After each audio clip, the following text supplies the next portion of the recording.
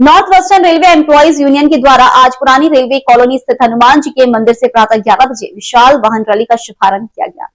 वाहन रैली नई लोको railway colony, medical colony और लोको मेडिकल कॉलोनी होते हुए कार्यशाला, नई लोको कॉलोनी, पुलिस लाइन होते हुए रातानाडा हाई कोर्ट कॉलोनी से भगत की कोठी railway colony, Nehru park railway colony से मंडल रेल प्रबंधक कार्यालय होते हुए north western railway employees union के मंडल कार्यालय में वाहन रैली पहुंचकर सभा में परिवर्तित हुई। मंडल अध्यक्ष महेंद्र व्यास ने बताया कि आगामी दिनांक 4, 5 व 6 दिसंबर को यूनियन की मान्यता के चुनाव से अधिक NWREU के लाल झंडे पर ठप्पा लगाकर भारी मतों से विजयी बनाए, क्योंकि यह संगठन 100 वर्षों से अधिक पुराना है। सदैव कर्मचारियों के बीच में उनके हकूकों की रक्षा करता आया है। दिसंबर को पूरे भारतीय रेलवे के अंदर यूनियन की मान्यता को लेकर चुनाव होने जा रहे हैं। इसमें आज north western railway employ union Jodhpur मंडल द्वारा हनुमान जी के मंदिर से एक विशाल रैली का आयोजन किया गया, जो रैली रेलवे कॉलोनियों में होती हुई शहर के प्रमुख मार्गों से गुजरते हुए मंडल रेल प्रबंधक कार्यालय से गुजरते हुए यूनियन प्रांगण में आकर सभा में परिवर्तित होने जा रही है। मैं आपके माध्यम से यही कहना चाहूंगा कि all India railwaymen's federation north western railway employ union, जो रेलवे का ही नहीं बल्कि हिंदुस्तान का सबसे पुराना संगठन है, जो 100 वर्षों से लगातार रेल कर्मचारियों के बीच में रहकर उनकी सेवा करने का कार्य कर रहा है। चुनाव के दौरान कई तरह के संगठन कर्मचारियों के बीच में आने वाले हैं। कर्मचारी अपने मत का प्रयोग बहुत सोच समझ कर दे, ऐसा ना हो कि वो आवेश में भावुकता में आकर अपने मत का दुरुपयोग कर दे और उनको 5 साल के लिए पछताना पड़े। ये चुनाव रेल कर्मचारियों के भविष्य को लेकर है, कोई MP या MLA के चुनाव नहीं है। हम यहाँ कोई जीत कर विधानसभा या लोकसभा में नहीं जाने वाले हैं, जीत कर भी कर्मचारियों के बीच में ही रहने वाले हैं। मैं आपके माध्यम से यही कहना चाहूंगा, तमाम रेल कर्मचारियों से अपील करना चाहूंगा कि हिंदुस्तान का सबसे पुराना संगठन ऑल इंडिया रेलवे फेडरेशन है, उसका चुनाव चिन्ह NWR के अंदर झंडा है, उस पर मोहर लगाकर विजय बनाने का काम करें, ताकि भविष्य में जो रेल कर्मचारियों के मामले रेलवे बोर्ड स्तर पर, मुख्यालय स्तर पर पेंडिंग चल रहे हैं, उनको भी सॉल्व करवाने का कार्य किया जा सके। धन्यवाद। जय हिंद। मनोज कुमार परियार, मंडल सचिव, north western railway employ union, Jodhpur. अभी पूरे भारतवर्ष के अंदर ये मान्यता को लेकर तीसरा चुनाव है। 2007 में भी हुआ, 13 में भी हुआ, और all India railway men's federation number 1 रही, 7 में भी रही, 13 में रही, और 2024 इसमें नंबर 1 नहीं, हम फर्स्ट तो आ ही रहे हैं। अभी हमें अपना परसेंटेज बढ़ाना है, उस चक्कर में हम ताकत पूरी लगा रहे हैं। और कल की जो हमारी रेल वर्कशॉप के पास मीटिंग थी और आज की जो रैली देखकर वैसे भी वो हार मान गए होंगे, और मैं तो 11 में जो मजदूर जो संघ है उसको 30 नंबर मान रहा हूँ, वो भी टक्कर में भी नहीं। और जो हमारी कार्यशैली है, 100 साल का हमारा जो इतिहास रहा, हमारा जो झंडा लाल जो झंडा है, खून से सना झंडा, लोगों की हर एक मुसीबत के साथ लेकर हमने काम किया है, और उसकी काम की मतलब पूरी भारत के अंदर लाल झंडा यूनियन आएगी। जय हिंद। मदन गुजर, रेलवे वर्कशॉप कारखाना सचिव। दिसंबर को पूरे भारतवर्ष में भारतीय रेल में यूनियन की मान्यता को लेकर इलेक्शन होने वाले हैं, और आज north western railway employ union के कार्यकर्ताओं ने, तमाम साथियों ने मिलकर रेलवे की प्रमुख कॉलोनियों के अंदर एक विशाल रैली निकालने का कार्य किया, ताकि जो भी जनता, जो भी रेल कर्मचारी और जो भी रेल के परिवार से जुड़े हुए साथी, उनको पता चले कि 4 व 5, 6 तारीख को रेलवे यूनियन में मान्यता को लेकर इलेक्शन होने वाले हैं। ये rally north western railway employ union के पक्ष में चुनाव चिन्ह झंडे के लेकर निकली है। धन्यवाद। जय हिंद साथियों। Mahendra Vyas, north western railway employ union, मंडल अध्यक्ष। एम्प्लॉय यूनियन की महिला विंग आप सभी रेल कर्मचारियों से ये निवेदन करती है कि जो सदा आपके बीच में रही है, मजदूरों का काम किया है, उस यूनियन का साथ दीजिए। बैलेट नंबर 1 पे झंडे के निशान पे अपना वोट देके भारी मतों से विजय बनाइए, क्योंकि यही एक संगठन है जो सदैव कर्मचारियों के बीच में रहा है और आपके दिल में भी रहा है। धन्यवाद। सदस्य, इस यूनियन की सच्चे सिपाही, आज आप देख रहे हो दूर दूर तक लाल लाल लहरा रहा है। ये हमारे यूनियन की ताकत है, ये हमारे संगठन की ताकत है, जो आज पूरे जोधपुर में लाल झंडे की तरह लहरा रही है। साथ ही आप सबसे निवेदन है कि आने वाले चुनाव में लाल झंडे को वोट दें और बहुमत से इसको जिताएं। जय हिंद, जय भारत। लोकल से लेकर ग्लोबल तक की खबरों के लिए देखते रहिए सच्ची रिपोर्ट। डीजल शेड के सामने स्थित लघु उद्योग भारती भवन में भाजपा जोधपुर शहर जिला के संगठन पर्व कार्यशाला 2 आयोजित की गई। इसमें पार्टी के आगामी बूथ अध्यक्ष, मंडल अध्यक्ष, जिला अध्यक्ष के चुनावों को लेकर विस्तार से चर्चा की गई। फैसला किया गया कि संगठन के खिलाफ जाने वाले नेताओं को पद नहीं दिया जाएगा, साथ ही विवादित चेहरों को भी अध्यक्ष पद से नहीं नवाजा जाएगा। इसे लेकर मंच से दिशा निर्देश दिए गए। कार्यशाला का संचालन जिला महामंत्री डॉक्टर करणी सिंह खिंची ने किया एवं धन्यवाद शहर विधायक अतुल भंसाली ने दिया। संगठन की दृष्टि से और कार्यकर्ताओं की संख्या से विश्व की सबसे बड़ी राजनीतिक पार्टी है। यहाँ एक निश्चित समयावधि के साथ नए सदस्य बनाए जाते हैं और सदस्य की रचना के बाद में बूथ इकाई, जहाँ बूथ का एक अध्यक्ष होता है, एक बूथ में अमूमन 900 से 1200-1300 के बीच में मत होते हैं और 11 जनों की समिति जिसमें महिलाओं की सहभागिता, सभी वर्गों की सहभागिता होती है। उस रचना में 2 सितंबर से दिल्ली में ये रचना प्रारंभ हुई। अब सामान्य सदस्य का कोटा पश्चात सक्रिय सदस्य और अब 5 तारीख तक बूथ अध्यक्षों की रचना हो जाएगी। उसके बाद में अगले सप्ताह में मंडल अध्यक्षों की रचना हो जाएगी। उस चरण के बाद में जिला संगठन, प्रदेश तथा पश्चात राष्ट्रीय संगठन के चुनाव होंगे। यह संगठन पर्व के रूप में एक कार्यशाला है और वो लोग जो आगामी दिनों के अंदर बूथ स्तर के ऊपर जाके चुनाव करके इन सक्रिय सदस्यों का बूथ अध्यक्ष की जिम्मेदारी सौंपेंगे, उसके लिए पूर्व केंद्रीय मंत्री कैलाश जी चौधरी और बीपी सारस्वत साहब, प्रोफेसर साहब इस कार्यशाला में अपनी भागीदारी निभाने आए हैं। आज की ये कार्यशाला वर्षों से जो बूथ अध्यक्षों के चुनाव होंगे उसके बारे में सारी रचना, फॉर्म्स, समर्थक, प्रस्तावक, ये सारी रचना यहां से आज वितरण होगी तथा पश्चात एक जनतांत्रिक प्रणाली से इस संगठन का नया चुनाव, नए पदाधिकारी आप लोगों के सामने आएंगे। यहाँ कार्यकर्ता कभी पूर्ण नहीं होता, वो हमेशा अभूतपूर्व रहता है, कभी वंश पे, कभी कुर्सी पे। ये एक पार्टी कार्यकर्ताओं की पार्टी है जो चाय बेचने वालों को प्रधानमंत्री बना देती है, पोस्ट लगाने वाले नितिन गडकरी जी जैसे राष्ट्रीय अध्यक्ष बन जाते हैं।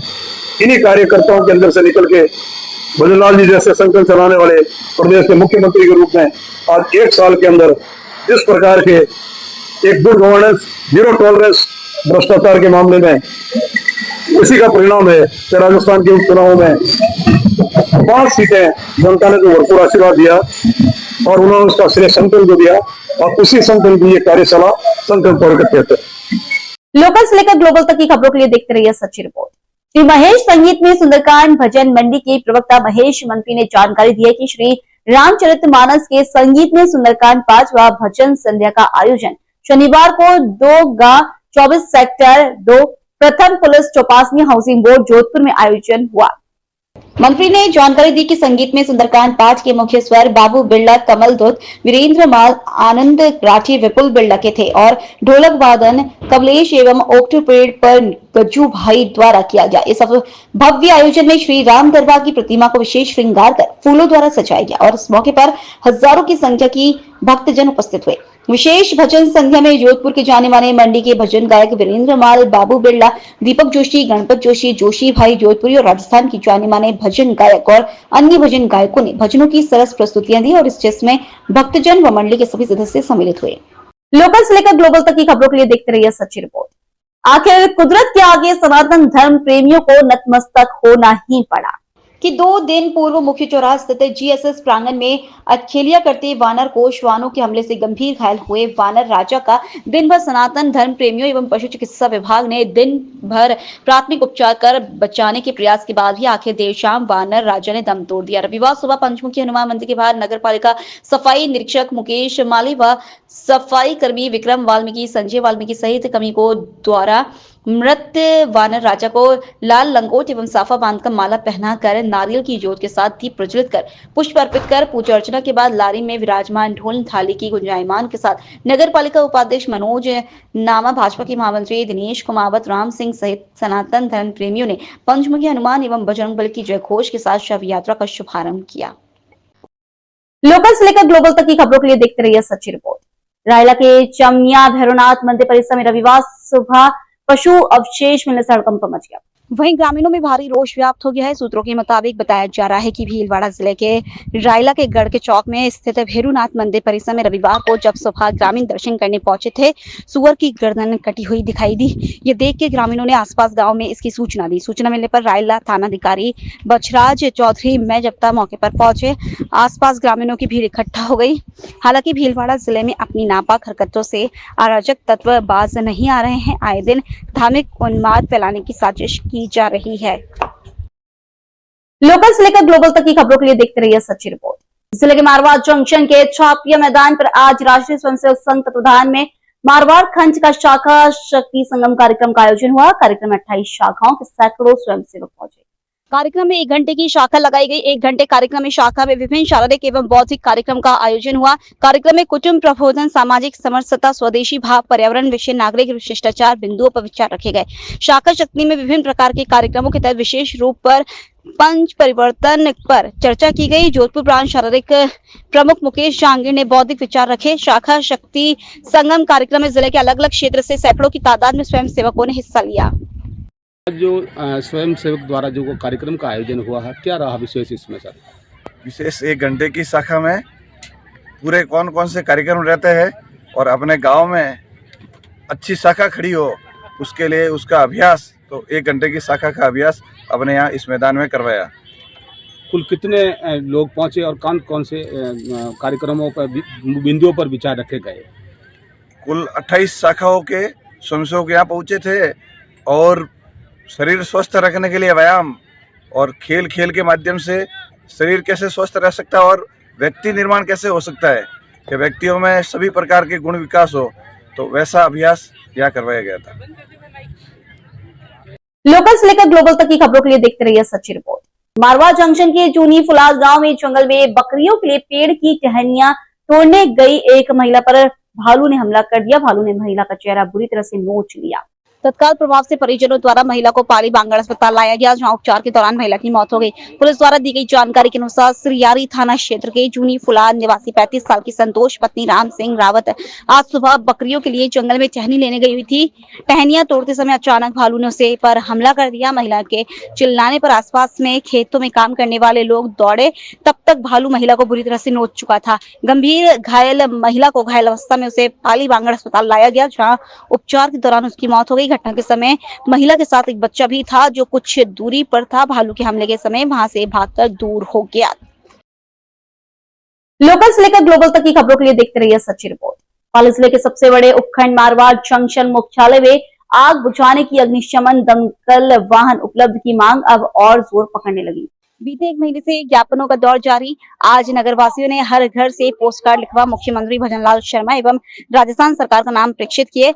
इन ग्रामीणों का कहना है कि इस जिले का सबसे बड़ा उपखंड होने के बावजूद भी वर्षों से दमकल वाहन की मांग की जा रही। सरकारी बदली परंतु उनकी मांग पूरी नहीं हो रह पाई।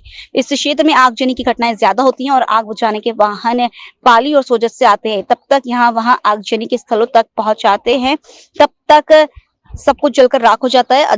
आज नगर वासियों ने राजस्थान सरकार मुख्यमंत्री भजनलाल शर्मा के नाम पोस्ट कार्ड प्रेषित कर शीघ्र ही उपकरण मुख्यालय पर दमकल वाहन उपलब्ध कराने की मांग की। साथ ही पार्षदों ने उनकी मांग पूरी नहीं होने पर आगामी 6 दिसंबर को अनिश्चितकालीन के धरने पर बैठने की चेतावनी भी जारी की। आज मारवाड़ जंक्शन में दमकल के लिए हमने नगर वासियों के साथ में आज पोस्ट कार्ड अभियान चलाया। जब तक हमें दमकल प्राप्त नहीं होती है तब तक हम घर घर से इस अभियान को जारी रखेंगे। और मैंने पूर्व में भी प्रशासन को चेतावनी दी है कि अगर दमकल नहीं मिलती है तो मैं कल्पेश जैन पार्षद धरने पर बैठूंगा। इसकी समझ जिम्मेदारी प्रशासन की होगी और हमें भजनलाल सरकार से यही आशा है कि आप मारवाड़ जंक्शन में दमकल उपलब्ध करावे।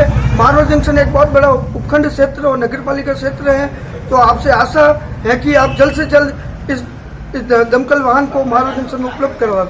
यस, मारवाड़ जंक्शन उप क्षेत्र खंड अधिकारी एवं राजस्थान सरकार भजनलाल शर्मा से हम यही उम्मीद करते हैं कि हमें यहाँ मारा जंक्शन में दमकल व्यवस्था करवाया जाए। घर घर जाकर हमने पोस्ट कार्ड अभियान चलाया है। अगर अभियान चलता रहेगा और हमें दमकल की व्यवस्था की जाए। राजस्थान सरकार भजनलाल शर्मा। लोकल से लेकर ग्लोबल तक की खबरों के लिए देखते रहिए सच्ची रिपोर्ट।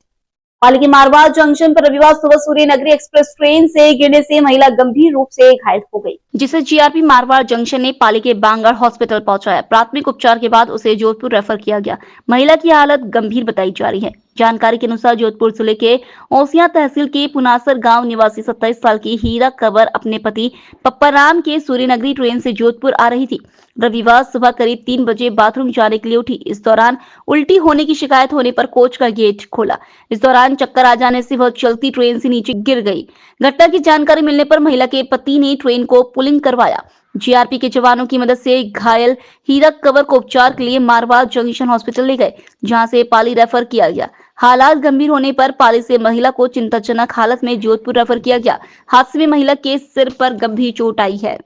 आज सुबह 4 बजे रेलवे स्टेशन मारवाड़ जंक्शन के स्टेशन मास्टर द्वारा जरिए टेलीफोन सूचना दी कि सूर्यनगरी रेल से मारवाड़ जंक्शन से पीछे एक महिला यात्री ट्रेन से चलती ट्रेन से गिर गई है, जिस पर उनके पास में मोबाइल फोन होने की ज्ञात हुआ।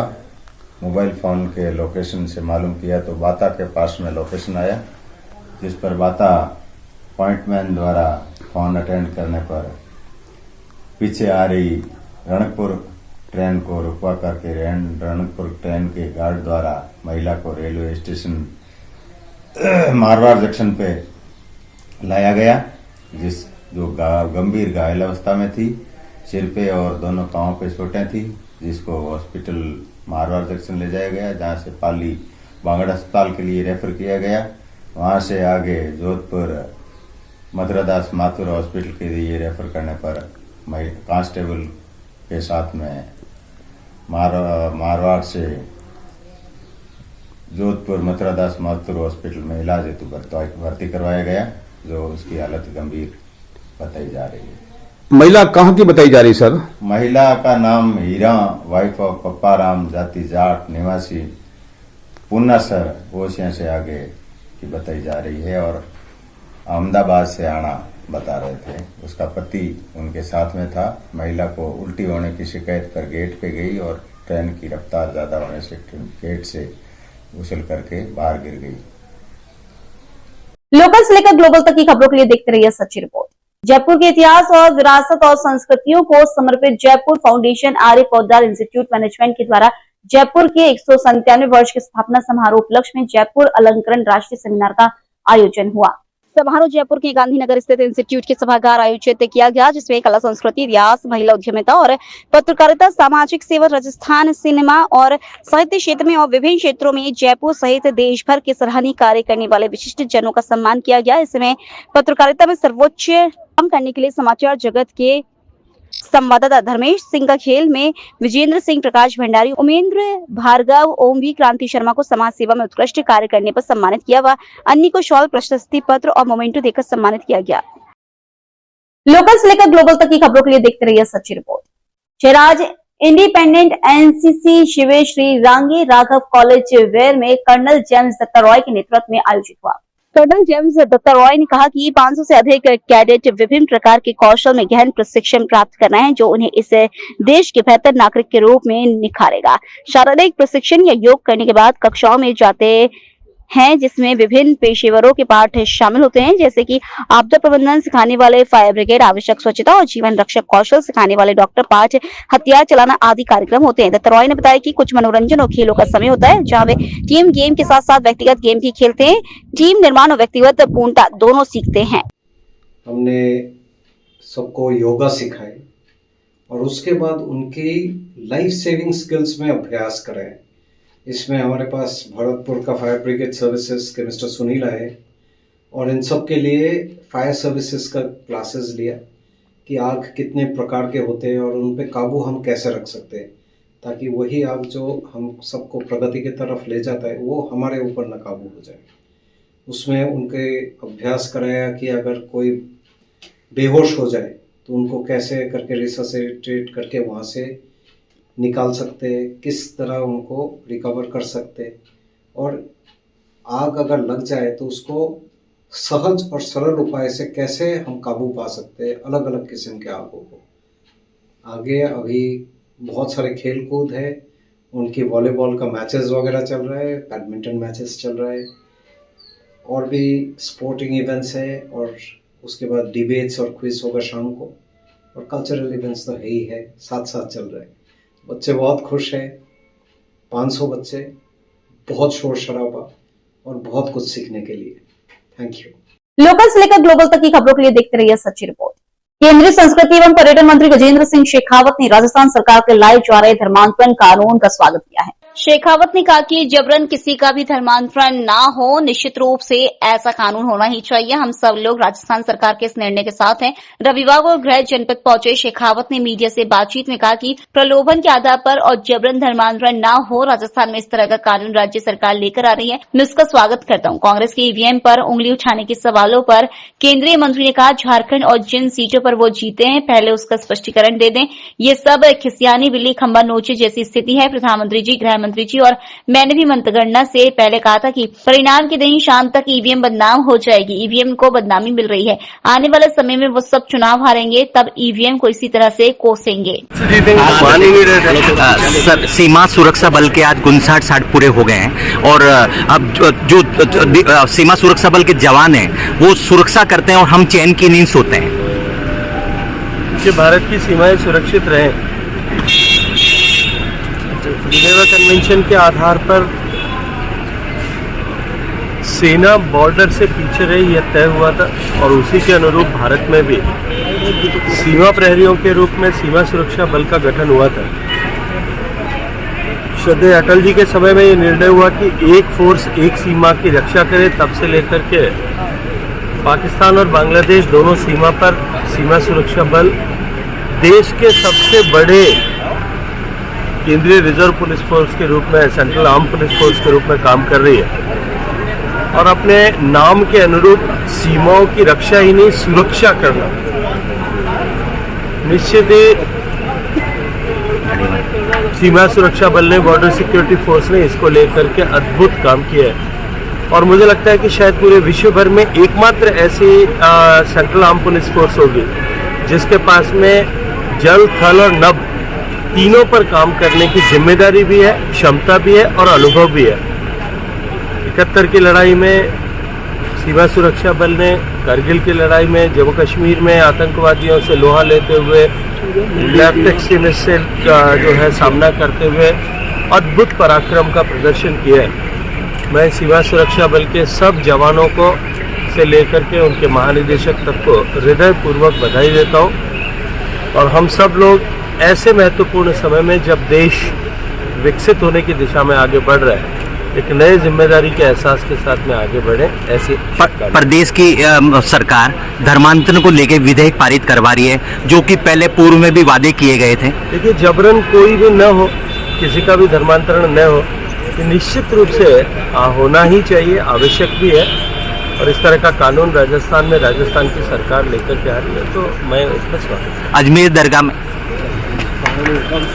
लोकल से लेकर ग्लोबल तक की खबरों के लिए देखते रहिए सच्ची रिपोर्ट। संपूर्ण भारत के इतिहास में एकमात्र सपत्नीक जीवित समाधि लेने वाले जीनगर समाज के संत श्री पोकट दास जी और लिखमा माजिस्सा के 189वें समाधि दिवस पर जीनगर समाज अधिकारी कर्मचारी संघ जोधपुर की ओर से श्री श्री रविशंकर जी ब्लड डोनेशन सेंटर जोधपुर में रक्तदान शिविर का आयोजन किया गया। रक्तदान शिविर में लगभग 101 यूनिट रक्तदान का लक्ष्य रखा गया है। जोधपुर के चिकित्सालयों में रक्त की कमी को देखते हुए जीनगर समाज परम पूज्य श्री पोकार दास जी एवं लिखमा माजिस्सा को रक्तदान के रूप में एक सच्ची श्रद्धांजलि अर्पित कर रहा है।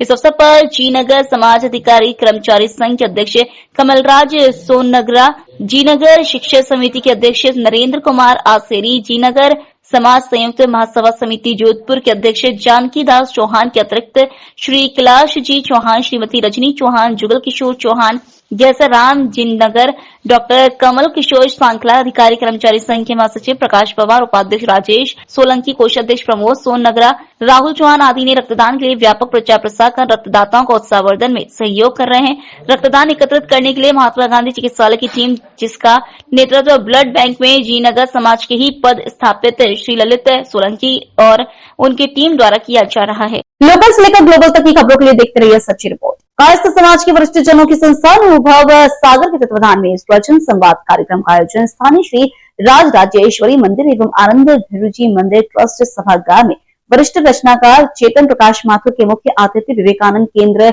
हिंदी प्रकोष्ठ प्रमुख अशोक माथुर की अध्यक्षता और वरिष्ठ समाजसेवी के NL माथुर, रमेश चंद्र माथुर, कृतज्ञ डॉक्टर द्वास्कार लाल माथुर के विशिष्ट आतिथ्य में संपन्न हुआ एवं आनंद भिरुजी मंदिर ट्रस्ट सभागार में वरिष्ठ रचनाकार चेतन प्रकाश माथुर के मुख्य आतिथ्य विवेकानंद केंद्र हिंदी प्रकोष्ठ प्रमुख अशोक माथुर की अध्यक्षता और वरिष्ठ समाजसेवी के ML माथुर, रमेश चंद्र माथुर, कृतज्ञ डॉक्टर दस्कालाल माथुर की विशिष्ट आतिथ्य में संपन्न हुआ। कार्यक्रम के मुख्य संयोजक डॉक्टर सुनील माथुर ने बताया कि आयोजन की शुरुआत मां सरस्वती एवं भगवान श्री चित्रगुप्त जी की पूजा अर्चना के साथ प्रारंभ हुआ। डॉक्टर सुकेंद्र माथुर, सुनीता माथुर, पंकजराज माथुर, शोभित माथुर, डॉक्टर रुपेश माथुर, रमेश चंद्र माथुर, जानवी माथुर, नरेंद्र माथुर ने हास्य, व्यंग, करुणा, सामाजिक एवं राष्ट्रीय चेतना और मानवीय मूल्यों से संपर्क सामायिक व युवा पीढ़ी की समाज में परिवर्तन के लिए प्रेरित करने वाली अपनी काव्य रचनाओं से श्रोताओं से खूब तालियां बटोरते हुए वाहवाही लूटते श्रोताओं को मंत्रमुग्ध कर दिया। विशिष्ट इस मायने में ये पूर्णतः साहित्यिक कार्यक्रम है, प्योर लिटरेरी प्रोग्राम। और आप समझते हैं कि कायस्थ लोग जो हैं वो कलम के धनी माने जाते हैं।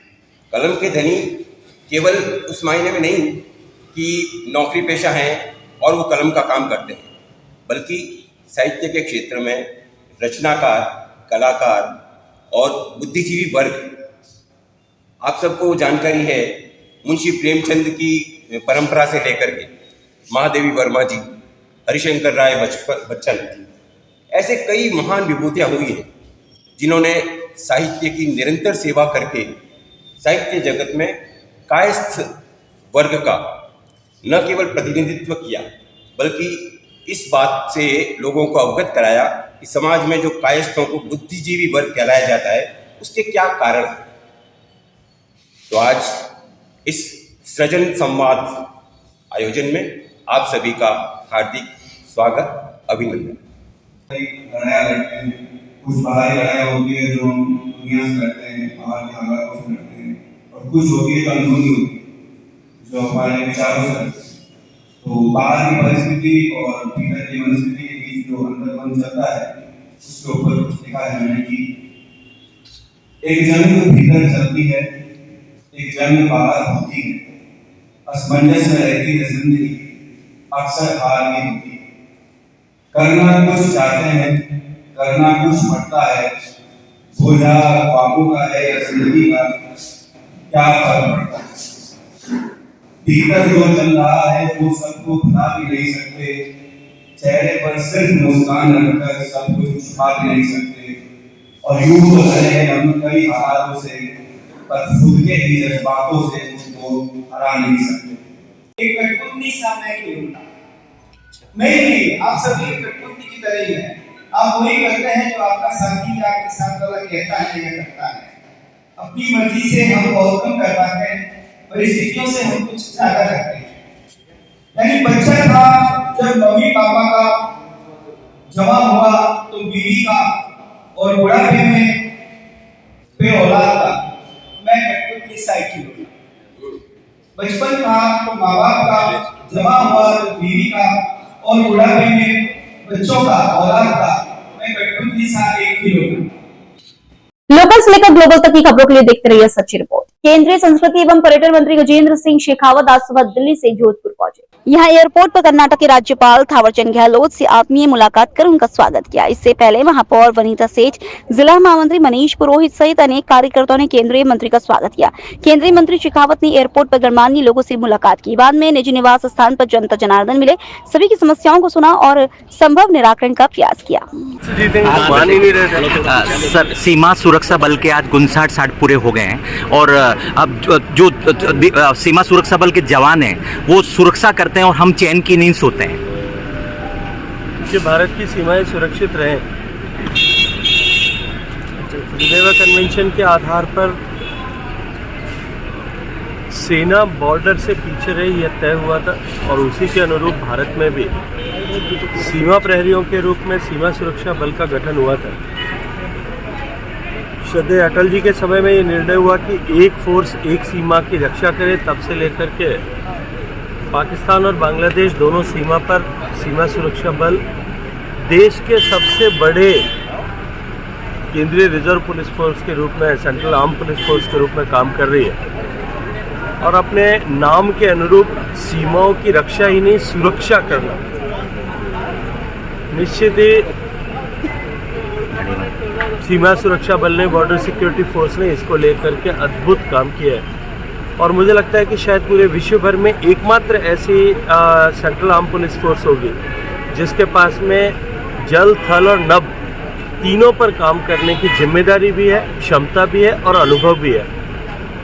71 की लड़ाई में सीमा सुरक्षा बल ने, कारगिल की लड़ाई में, जम्मू कश्मीर में आतंकवादियों से लोहा लेते हुए, लेफ्ट एक्सट्रीमिस्ट से जो है सामना करते हुए अद्भुत पराक्रम का प्रदर्शन किया है। मैं सीमा सुरक्षा बल के सब जवानों को से लेकर के उनके महानिदेशक तक को हृदयपूर्वक बधाई देता हूँ और हम सब लोग ऐसे महत्वपूर्ण समय में जब देश विकसित होने की दिशा में आगे बढ़ रहा है, एक नए जिम्मेदारी के एहसास के साथ में आगे बढ़े। ऐसे प्रदेश की सरकार धर्मांतरण को लेकर विधेयक पारित करवा रही है जो कि पहले पूर्व में भी वादे किए गए थे। देखिए, जबरन कोई भी न हो, किसी का भी धर्मांतरण न हो, ये निश्चित रूप से होना ही चाहिए, आवश्यक भी है और इस तरह का कानून राजस्थान में राजस्थान की सरकार लेकर के आ रही है तो मैं इसका स्वागत। अजमेर दरगाह में लोकल से लेकर ग्लोबल तक की खबरों के लिए देखते रहिए सच्ची रिपोर्ट। जेतरन में आज 1 दिसंबर को कैबिनेट मंत्री अविनाश गहलोत की 43वें जन्मदिन के उपलक्ष्य में विधायक सेवा केंद्र जेतरन पर आगामी 8 दिसंबर रविवार को कैबिनेट मंत्री के जन्मदिन पर होने वाले कार्यक्रमों की रूपरेखा के संबंध में जेतरन के भाजपा कार्यकर्ताओं व पदाधिकारियों की बैठक आयोजित की गई, जिसमें जेतरन शहर में श्रीराम चौक पर रक्तदान शिविर, जोधपुर श्रीराम हॉस्पिटल के चिकित्सकों की टीम द्वारा मेडिकल कैंप, दिव्य ज्योति नेत्र चिकित्सालय द्वारा आंखों की निःशुल्क जांच, दवाइयां, निःशुल्क मोतियाबिंद का ऑपरेशन, असहाय लोगों को कंबल व गर्म वस्त्र वितरण, गायों के लिए लापसी चारा आदि कार्यक्रम आयोजित किए जाएंगे। इस मौके पर मुख्य चिकित्सा अधिकारी संजय गहलोत ने बताया कि अविनाश गहलोत फाउंडेशन द्वारा लाइफ सपोर्ट एम्बुलेंस, विधायक सेवा केंद्र पर चिकित्सा प्रकोष्ठ का शुभारंभ किया जाएगा। वहीं सामाजिक न्याय एवं अधिकारिता विभाग द्वारा स्कूटी वितरित की जाएगी। साथ ही जयपुर के सुप्रसिद्ध कलाकार राम भक्त पंकज ओझा द्वारा घट घट के वासी राम का अभियान किया जाएगा। तत्पश्चात शाम 7 बजे से भजन कलाकार छोटू सिंह रावणा द्वारा भजनों की रंगारंग प्रस्तुति दी जाएगी। इसकी जानकारी मंत्री गहलोत ने निजी सचिव राकेश गहलोत ने दी।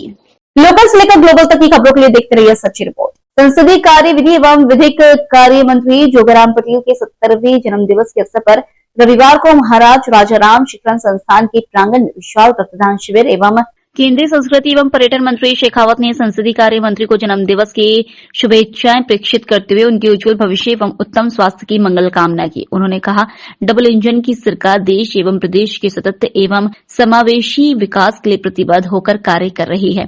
Rising Rajasthan global investment summit से प्रदेश में निवेश आएगा जो राजस्थान के तीव्र आर्थिक विकास की दिशा में मील का पत्थर साबित होगा। संसदीय कार्य मंत्री ने कहा, मंत्रिमंडल की बैठक में जनहित से जुड़े अनेक फैसले लिए गए। माननीय मुख्यमंत्री भजन लाल शर्मा के कुशल नेतृत्व में प्रदेश के औद्योगिक और आर्थिक विकास के लिए एक साथ 9 नीतियों को मंजूरी प्रदान की गई। उन्होंने कहा, भरतपुर और बीकानेर में विकास प्राधिकरणों के गठन के प्रस्ताव को मंजूरी प्रदान की गई, जिससे इन शहरों का सुव्यवस्थित और नियोजित ढंग से विकास सुनिश्चित होगा। कैबिनेट मंत्री जोगाराम जी का 70वां जन्म दिवस है। इसके उपलक्ष्य में ये राजाराम शिक्षण संस्थान में रक्तदान का जो आयोजन किया जा रहा है, छत्तीसी कौम के लोग आज रक्तदान के माध्यम से अपनी भावना अर्पित कर रहे हैं। रक्तदान महादान है। एक व्यक्ति रक्तदान करता है तो 3 लोगों की जिंदगी बचती है। और सूर्य नगरी में ये अपनी एक ऐसी परंपरा जो सेवा की है, उस सेवा की परंपरा को आज आपने उत्साहवर्धन किया है। तो मैं हृदय से इस अवसर पर सबको साधुवाद करता हूँ और जोगाराम जी को 70वें जन्म दिवस की बधाई देता हूँ। मारवाड़ की सभी जनता का राजस्थान और हिंदुस्तान की अनेक जनप्रतिनिधियों का और मेरे गुरुवर आदरणीय जयराम जी बाप जी का, आदरणीय राम प्रसाद जी बाप जी का और इस संस्थान के अध्यक्ष आदरणीय जोगाराम जी और उनकी पूरी टीम का, मेरी पार्टी के सभी वरिष्ठ पदाधिकारियों का और आम जन का आभारी हूँ कि मेरे जन्मदिन के अवसर पर इतने बड़े विशाल रक्तदान शिविर का आयोजन किया। रक्तदान शिविर का आयोजन हम सब के लिए बहुत ही जरूरी है। रक्त किसी भी फैक्ट्री में या अन्य से कहीं उपलब्ध नहीं हो सकता। ये सिर्फ मानव शरीर से निकलकर दूसरे मानव शरीर के काम में आता है। जीवन देना और जीवन लेना ये तो ईश्वर के हाथ में है, लेकिन जिन जिन रक्तदाताओं ने, रक्तदानवीरों ने अपने शरीर से कण कण से जो रक्त दिया है वो किसी न किसी का जीवन बचाएगा। इसलिए सभी रक्तवीरों का भी बहुत बहुत धन्यवाद और उनका आभार। इतनी बड़ी संख्या में, विशाल संख्या में कार्यकर्ता, आम जन, सभी धर्मों, सभी जातियों के लोग आशीर्वाद देना है। मैं उनका तहे दिल के हृदय की गहराई से आभार व्यक्त करता हूँ। आज सुबह से माननीय यशस्वी मुख्यमंत्री आदरणीय भजन लाल जी, पूर्व मुख्य आदरणीय यशस्वी वसुंधरा राजे जी, मेरी पार्टी के प्रदेश अध्यक्ष आदरणीय मदन राठौर, मंत्री परिषद के सभी साथी, केंद्रीय मंत्री परिषद के आदरणीय मंत्रीगण और अन्य जनप्रतिनिधियों का भी आशीर्वाद सुबह से मिल रहा है। और उन्होंने इस बात के लिए विशेष आग्रह किया है कि हम ऐसे मौकों पर दान पुण्य करें, बच्चों के बीच में जाएं, रक्तदान वीरों का सम्मान करें और ज्यादा से ज्यादा रक्तदान करावें, उसके लिए प्रोत्साहित करें।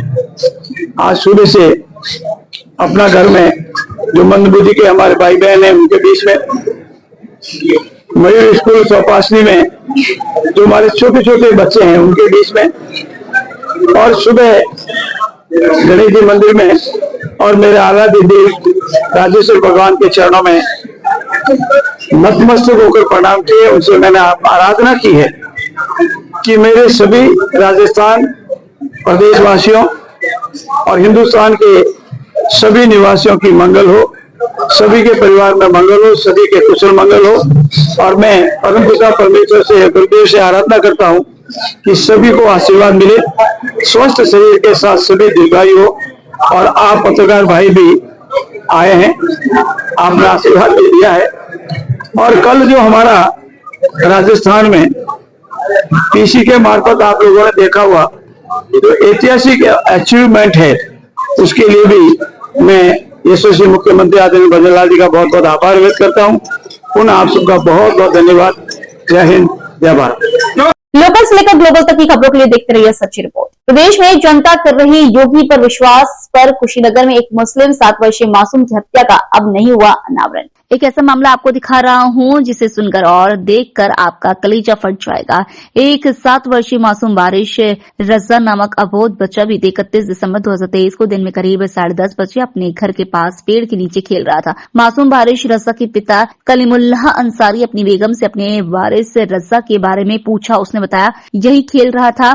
अचानक मासूम को गांव के एक परिवार के लोगों से रंजिश मात्र था, लेकिन रजा की खोज पूरे गांव क्षेत्र में होने लगी। यहाँ तक कि आसपास के सभी भीड़ भाड़ वाले हिस्सों में खोजने के बाद एक अंदेशा और लगाया गया कि आज राउंजा का मेला है, वहां तक खोजते हुए पहुंचे। गायब मासूम वारिस रजा के परिजनों का धैर्य टूटने लगा तो थानाध्यक्ष अजय कुमार मौर्य को इसकी सूचना दी। सूचना देने वाला मासूम रजा के पिता कलीमुल्लाह पुत्र बिजली मियां ने 4 नामजद तहरीर दी। पीड़ित के अनुसार वह नामजद तहरीर को थाने के दरोगा जी ने कहा वह मिल जाएगा, दरख्वास्त में किसी का नाम मत दो। पीड़ित कलीमुल्लाह अंसारी क्या करता है जैसा पुलिस के अधिकारियों ने कहा वैसा किया। पुलिस ने गुमशुदगी लिख ली। उसके ठीक 3 दिन बाद नदी, झील, नहर, तालाब की तरह परिजन ढूंढते रहे। नहर का पानी बंद कराकर कड़ा प्रयास करने वाला मासूम का बाप का कलेजा कब फटा जब भगड़ा पिपरासी गांव के सामने नहर किनारे दलदल भरी सिल्ट में बारिश रजा की हत्या करके उसके सिर स्लिट में गाड़ दिया गया था। उसका पैर ऊपर दिख रहा था। रंगीन जूता देख परिजनों ने उसके करीब पहुंचे तो उसकी पहचान वारिस रजा उम्र 7 साल, जिसकी हत्या कर गांव से लगभग 3 किलोमीटर सुनसान झाड़ घास शमशान में उसकी हत्या कर साक्ष्य मिटाने का प्रयास करने वाले कातिल को अब तक कुबेर स्थान पुलिस ने पर्दाफाश नहीं किया।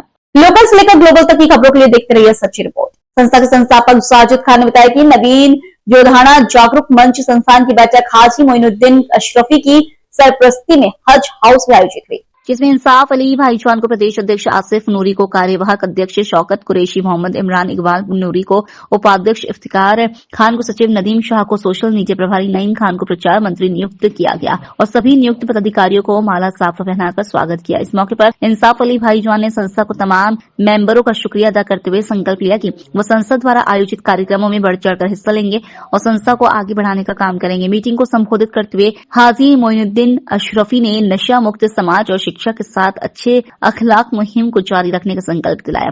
मंच संचालन संस्थापक साजिद खान ने किया और अंत में इमरान कुरैशी ने सबका शुक्रिया अदा किया। इमरान कुरैशी और मोहम्मद हारून ने बताया कि इस मौके पर हाजी मोइनुद्दीन अशरफी, महबूब आलम बबली, मोहम्मद सदीक, राजू, साजिद खान आदि उपस्थित रहे।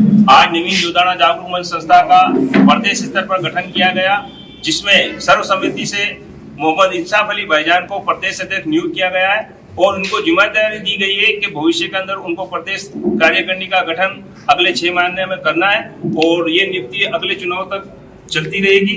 और हमारी संस्था के द्वारा जो कार्य किए जा रहे हैं उसको हम जिले से लेके पूरे प्रदेश स्तर तक कार्य करेंगे, जिसमें हमारे जो सामाजिक सरोकार कार्य है, शिक्षा के क्षेत्र में काम करना, नशे के विरुद्ध जो हम अभी अभियान चला रहे हैं, इस मुहिम को हम हर इलाके में हर जगह चलाने के लिए प्रदेश स्तर पर गठन कर रहे हैं और हमारी संस्था के अंदर जो कार्य है वो आगे भी जारी रहेंगे। मैं संस्थापक साजिद खान। लोकल से लेकर ग्लोबल तक की खबरों के लिए देखते रहिए सच्ची रिपोर्ट। पुलिस कमिश्नरेट महिला अपराध व अनुसंधान सेल पश्चिम एडीसीपी सुनील के पवार द्वारा 25 नवंबर को नोटिस जारी किया गया। इसमें 31 अक्टूबर को दर्ज रिपोर्ट के परिवादी सरदारपुरा प्रथम 1 रोड निवासी मनमोहन चौधरी पुत्र जेठाराम चौधरी को 27 तारीख को सुबह 11:30 बजे जांच अधिकारी के सामने बयान देने के लिए बुलाया गया। सरदारपुरा थाना सब इंस्पेक्टर विश्राम मीणा का कहना है कि पिता मनमोहन चौधरी व बेटा राहुल घर पर ताला लगाकर बाहर चले गए हैं। उनसे कई बार फोन लगाकर बयान देने के लिए थाने आने की भी अपील की गई, मगर दोनों न जाने कहां चले गए हैं। कानूनी प्रक्रिया के तहत पुलिस ने आला अधिकारियों के निर्देश पर नोटिस उनके घर के बाहर चस्पा किया है। पुलिस ने कहा कि अनिता चौधरी का अंतिम संस्कार होने के बाद बयान के लिए दूसरी मर्तबा नोटिस जारी किया गया है। गले नहीं उतरी पुलिस की लूट के लिए हत्या करने की जांच। पुलिस की अब तक की जांच में गंगाना निवासी गुलामुद्दीन फारूकी ने सोने के जेवर लूटने के लिए अनिता को अपने घर बुलाकर हत्या करना कबूला है। 2 बार में 12 दिन के लिए रिमांड के दौरान पुलिस के अलग अलग अधिकारी आरोपी गुलामुद्दीन से 24 घंटे पूछताछ कर चुके हैं, लेकिन उससे कोई अन्य कारण सामने नहीं आ पाया है।